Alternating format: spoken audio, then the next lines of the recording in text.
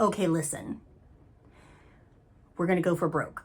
I'm going to try and do a third review on the same day. Don't. If I look a mess, don't at me, please, because I just can't. I can't be fucked to put on makeup for another day anytime soon. And I'm deathly afraid that I'm going to forget the plot points of this book, and I need to purge myself and get it out because I can't do that to my baby. Okay? Hi, it's me, Candace. Welcome back to another unhinged review. This is what the Smut book review is. I'm not going to sing because we're down here to do some serious business. And that serious business is talking about this book. This is Dom by S.J. Tilley. This is book 3 in the Alliance series. And this man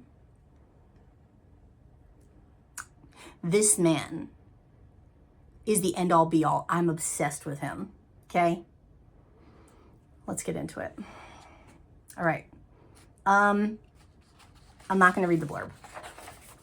See aforementioned video for King and why I can't read the blurb. I didn't print out the blurb. My husband's using the computer. I don't have the book on me right now because it's in the mail. Go to Amazon and read the blurb. I'm going to tell you what the book's about anyway.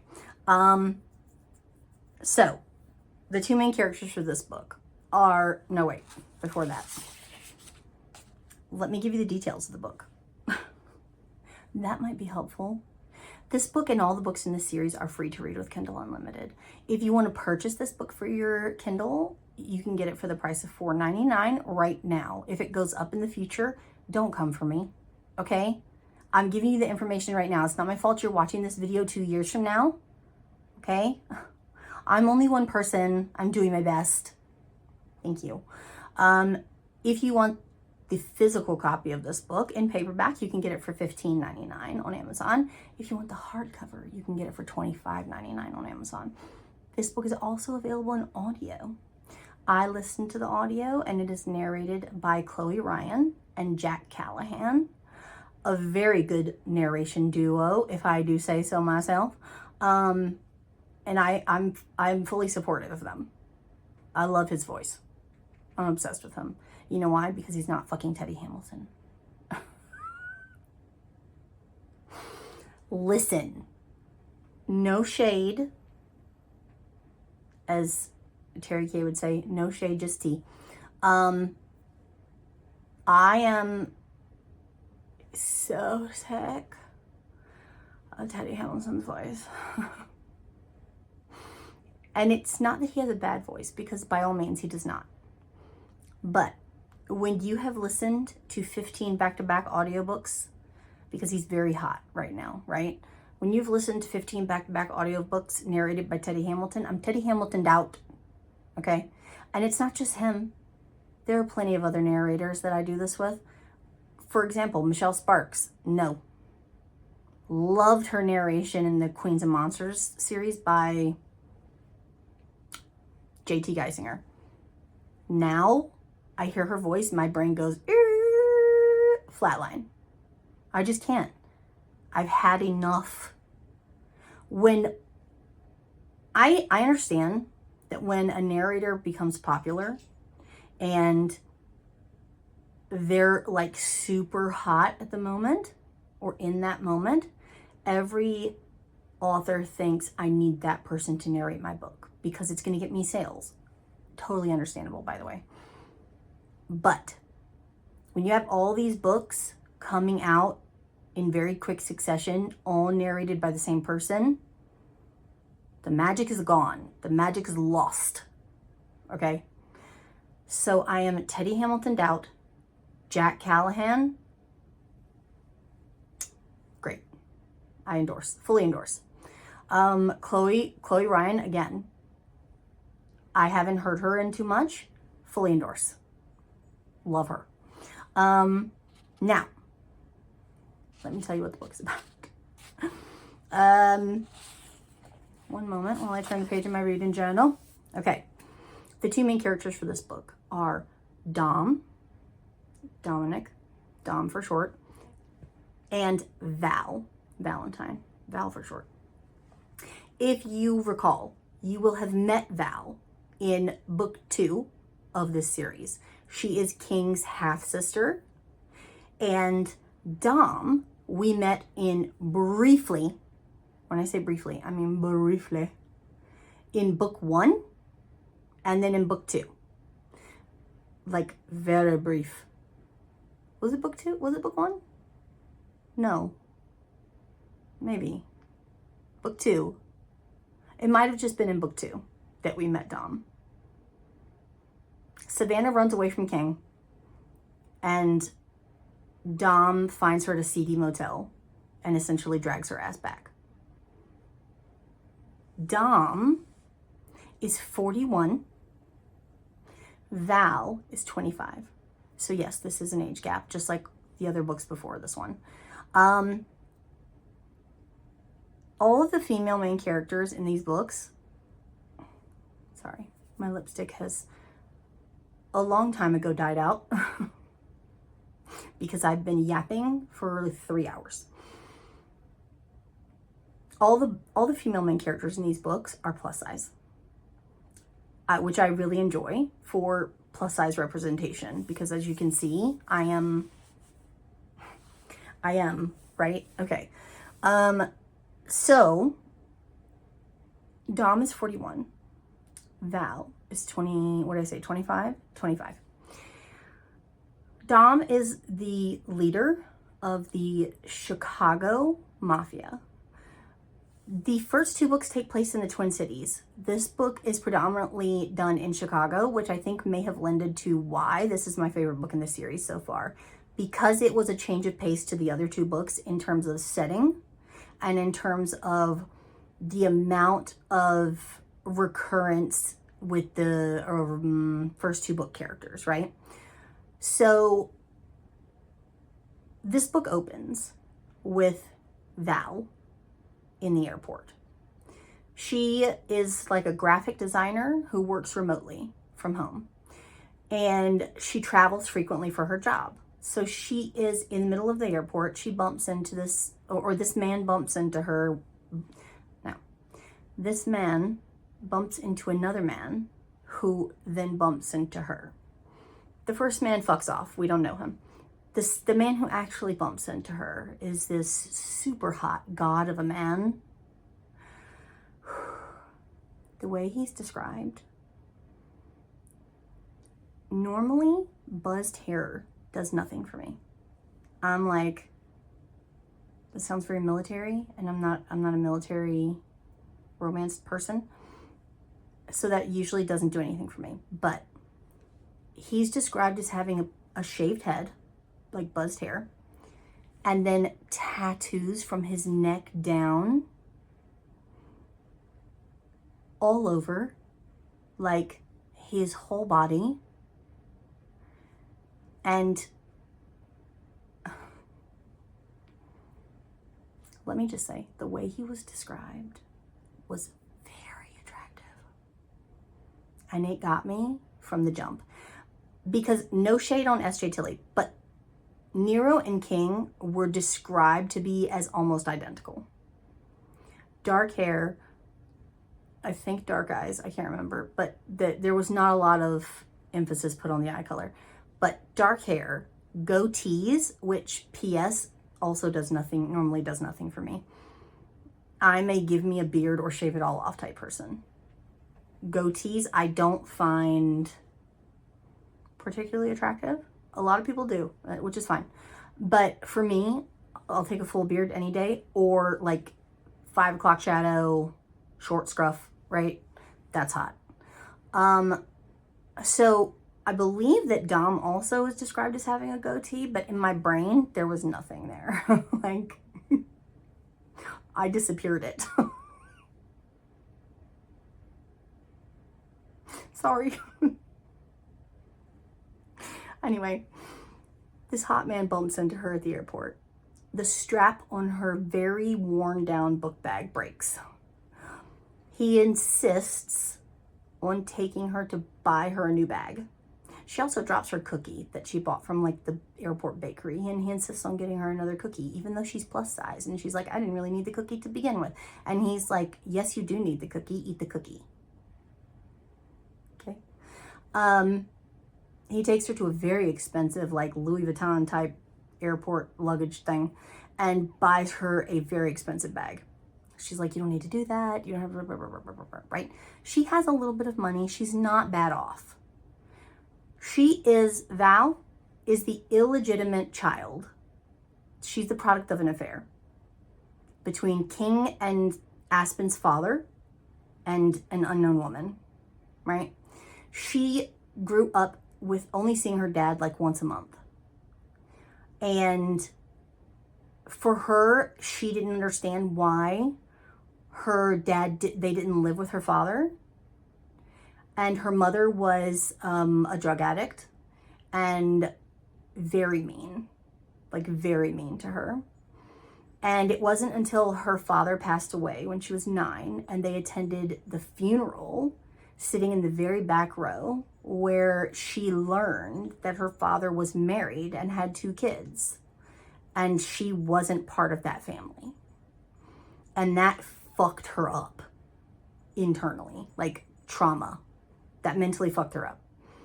So from that point on, she has had a very outcast mentality. She doesn't belong anywhere. She's not wanted. She yada, yada, yada, right? And I felt bad for her. Like, the main female characters in the first 2 books were, they had their like woe is me moments, and they had their like, you know, inner monologues of insecurity and whatever, but it didn't hit as much as it did with Val. And I really liked her. And I can't say that for a lot of female characters, but I really liked her.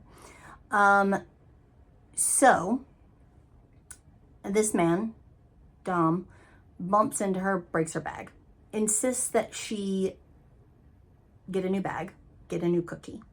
And then they're meant to part ways. They don't. They end up being on the same flight. She mysteriously gets upgraded to first class and ends up in the seat right next to him. He falls asleep on her. They watch a movie together, sharing earbuds. It's fucking adorable. And the whole time I'm sitting there thinking, oh my God, this is the most adorable meet cute I've ever read in a book. Brace yourself, because it was a lie. They get to the, where is it, Minneapolis airport, her home. She's like, do you live here? He's like, no, I live in Chicago. It's just a connecting flight for me. And she's like, well, damn, that sucks. They trade numbers, whatever. They have sex in the lactation room of the airport. Like where nursing mothers go to feed their kids. They have sex in there. And it's so hot. It's so hot. I loved it so much. And then they part ways. And he texts her every day for a month. Tell me something good. What are you doing today? Blah, blah, blah, right? He calls her my Valentine. He also called her Angel sporadically, which didn't really do much for me, but the my Valentine, it hit. It hit. So they text for like a month. She's desperate to see him. He's desperate to see her, but their work schedules, blah, blah, blah. They don't get to, right? He lives in a totally different city. She mentions to him, I'm going to Vegas for my friend's bachelorette party or bachelorette, whatever. And he goes, you're kidding. I happen to be in Vegas. P.S. He's not in Vegas. He's not in Vegas. He gets on a fucking plane and he goes to Vegas. But she thinks he's in Vegas. So they're in Vegas. They meet up. She completely ditches her friend, by the way, and her bachelorette thing. And they're like, go do you, girl. Get that hot ass. It's fine. They get together. She gets what she thinks is very, very drunk. And they end up getting married in Vegas. She wakes up in a hotel room with him, married, with a ring, wrong one, with a ring on her finger. But instead of freaking out, I mean, she does have like a little freak out moment, but then instead of like full on freaking out and going, this was a terrible mistake, what the fuck did I do? She leans into it because she's never, that's his phrase, lean in. He's like, just lean in. Like, you've never done anything crazy in your life, lean in, take a chance, right? So she does. And she says, shit, I have to move to Chicago now. She's all for it. She's going to do it. I can't leave without telling my brother. Since the time of the 9-year-old at the funeral, right? And her siblings having no idea that she existed, her father, come to find out her father left money for her in his will. Her siblings found out she existed. They have made a tepid attempt of creating a relationship with her, but it's like very half-assed. And that's very apparent in the book. You ain't doing enough, bro. She still feels left out. Throw the bitch a bone, okay? So, she knows that she can't leave for Chicago without telling King, I'm married and I have to go. And I don't need your protection anymore, because he had a security guard on her at all times, like bodyguards, because you know he's a dangerous criminal. So they go. He's like, Dom's like, it'll be fine. It'll be fine. We'll tell him together and it'll be fine. They get to the gate and Dom's driving, obviously. And the security guard pulls his gun when he sees them. Red flag number 1. Red flag number 2 was Dom looking at the security guard before Val has a chance to say anything and saying, we're here to see King. Did she tell you her brother's name? No, she didn't. No, she did not. Something's not right. So, they go into the house. They get past security. They go into the house. King comes out. What the fuck are you doing in my house? This is the moment when Val is hit with the realization that they know each other. But you didn't tell me you knew my brother? And then Dom makes it doubly worse by going, this is my wife now. We're married. So by association, I'm now part of the alliance.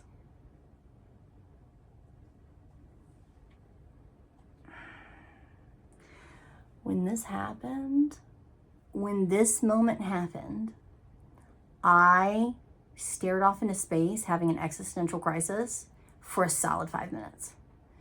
Because I just thought to myself, Candace, you are so fucking dumb. How did you not see this coming?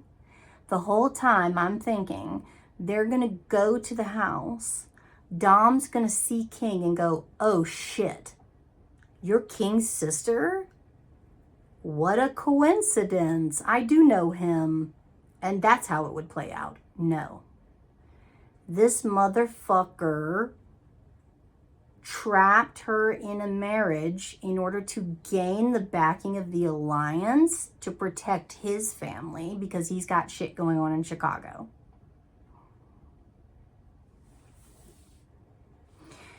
I felt some kind of way. Not gonna lie. Not gonna lie, I felt some kind of way. And then later on we find out that she wasn't very drunk the night of their wedding. He drugged her to get her to marry him. She has all of her feelings of unwantedness and unworthiness resurge, and she shuts down. She voluntarily leaves with him and goes to Chicago King makes literally no effort to stop him.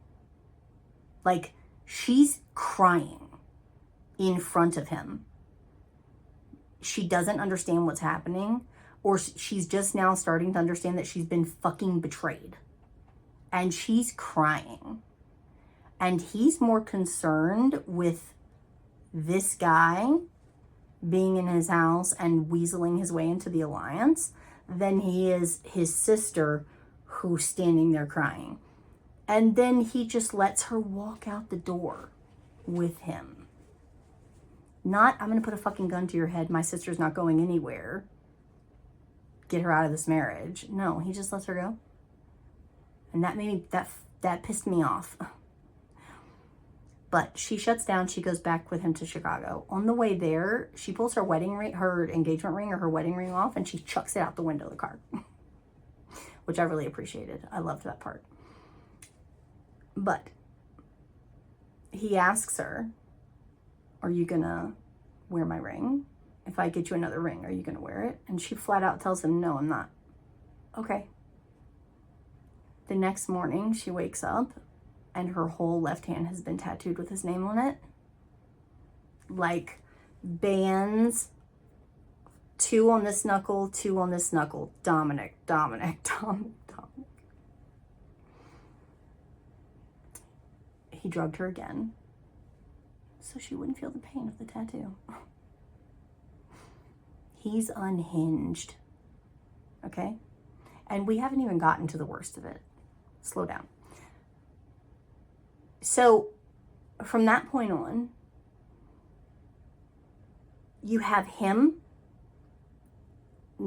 being sorry for nothing, but also treating her really well and doting on her and being very like overprotective, very possessive, you're mine, blah, blah, blah. And this is your new life now. You have to get used to it. He takes her with him to a funeral. She has funeral PTSD from what happened with her dad. So immediately she freaks out until she sees that it's the funeral of his cousin who's been killed by this unknown people who have been targeting his family. And she meets like his aunt, the mother of the dead boy. And when she sees that Dom is like the patriarch of the entire family because of his position as the head of Chicago Mafia, because of his like countenance, his presence, like he's very like, I'm the boss, right? Take charge. Because of that, he's basically the glue of the family. He's the protector of the family. And she sees that, and she sees this like sense of familial unity that she's never had growing up. And it acts as almost like a balm for her to ease her into this new life that she didn't ask for. I mean, she did, but that she didn't expect. And she ends up getting close to his mother and his family. And she realizes in that moment at the funeral why he did what he did. It doesn't make it okay, but she understands him now. So from that point on, she does the whole, I'm going to try and make the best of this situation until this is eventually sorted out with this unknown bad guy, and then we'll go from there and see what happens. And he dotes on her while also simultaneously being so unhinged. He's up and down all over the place. But the main thing is that he's very vulnerable and open with her in a way that most mafia men are not. And that hit for me too. In the beginning, there's like a quote that he says, which is like repeated a few times throughout the book in different contexts, and it's a good woman can change your life. And it's taken in many different iterations throughout the book, and depending on the scenario that it's set in. But it's like a recurring theme that plays out in the way that she is the good woman who has changed his life. And he also has this thing where he doesn't apologize for anything. He tells her in the beginning, she says, "You're not sorry for blah, blah, blah." And he says, "No." And then he says, I'm never sorry for anything. I mean everything I say. I mean everything I do. So I never apologize.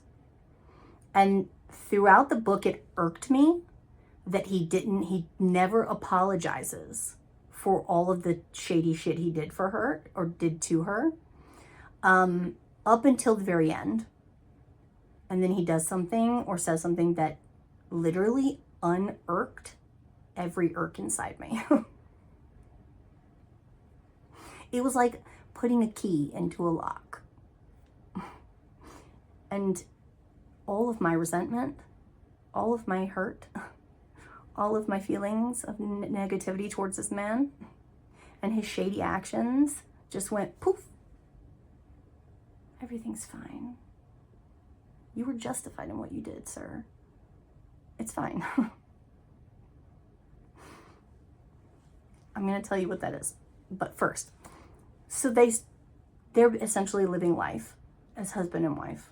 He's very, that's my wife, right? And she's going with the flow. Protect yourself. Like, he has to go out on these like meetings and missions, et cetera, as part of his job. And she's just like the woman in the apartment working remotely for this company. And she's essentially locked behind closed doors for the most part, but not like a prisoner. Like, he's protecting her. And you don't leave the apartment without security. But he tells her, "You're not a prisoner here. You want to go shopping? Go shopping. You want to go to the grocery store? Go to the grocery store. You just take guards with you."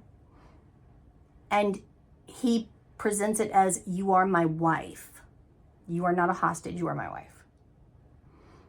And anyway, I'm obsessed with him. So,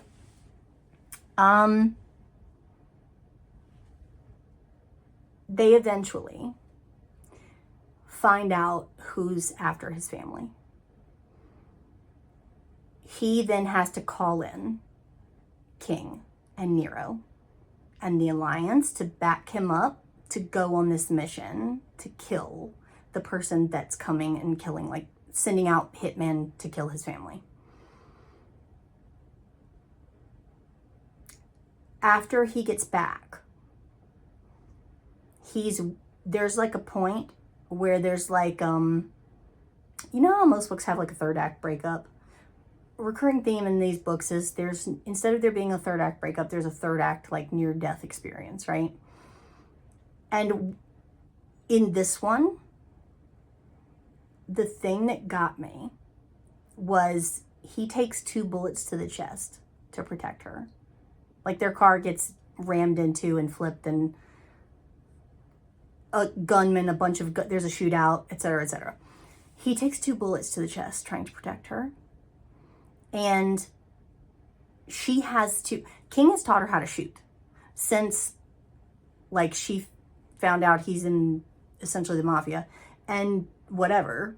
He took her to the range. He taught her how to shoot. So she knows how to defend herself. They're ducked down behind a car, and she's trying to shoot at the people who are shooting at them. She knows there's a very high likelihood they're not going to make it out of this alive, but she has to at least try. So she picks up the gun and she starts shooting. She takes out a good chunk of men. In the meantime, Dom is bleeding out. And right before he passes out, he says, and this was the key, okay? He says, "I'm sorry, Angel." And she's like, "But you never apologize." And I'm sitting here in my mind thinking, this is the moment. This is the moment where he's going to apologize for everything that he did wrong to her. Drugging her. At one point, after she reveals her past trauma and her feelings of inadequacy about not having a family, etc., growing up, he switches out her birth control pills for fake pills with the mentality of, she wants a family so badly, I'll give her her own family.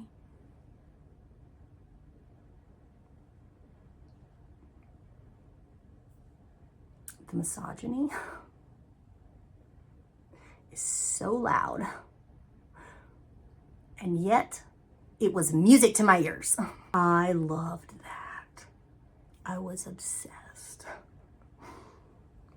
So, at the end, he says, I'm thinking this is the moment he's going to apologize for everything he's done to her.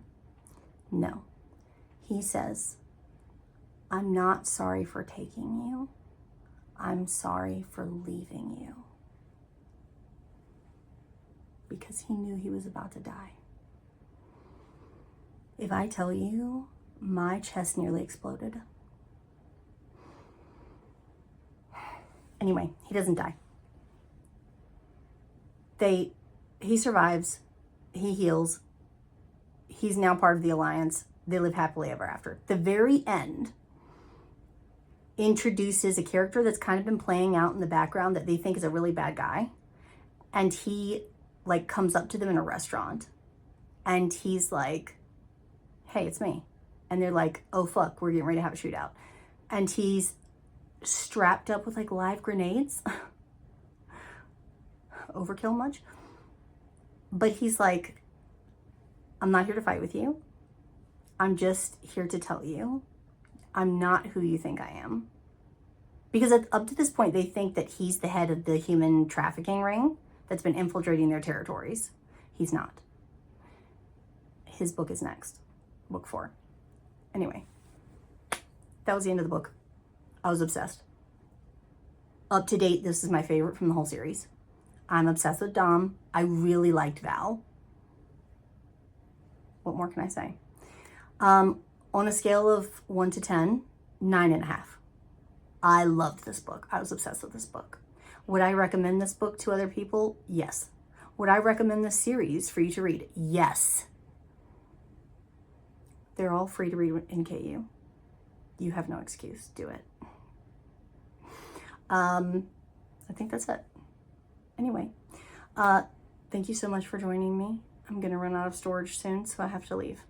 But thank you so much for joining me for another review. If you enjoyed this video, if you like me and you like my channel, please consider subscribing. I would greatly appreciate it. If you would like to follow me on social media, I will link them all in the description box below. I'm very active on Instagram. You can find me there usually. I post every day. And yeah, thank you so much for joining me again. I love you so much, and I will see you guys in my next review. Bye.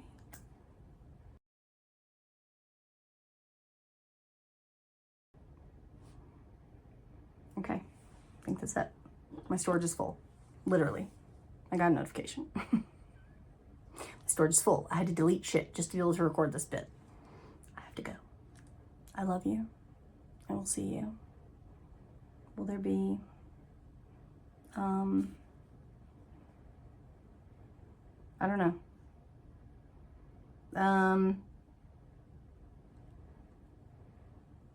Yes, I don't know. I can't remember anything else.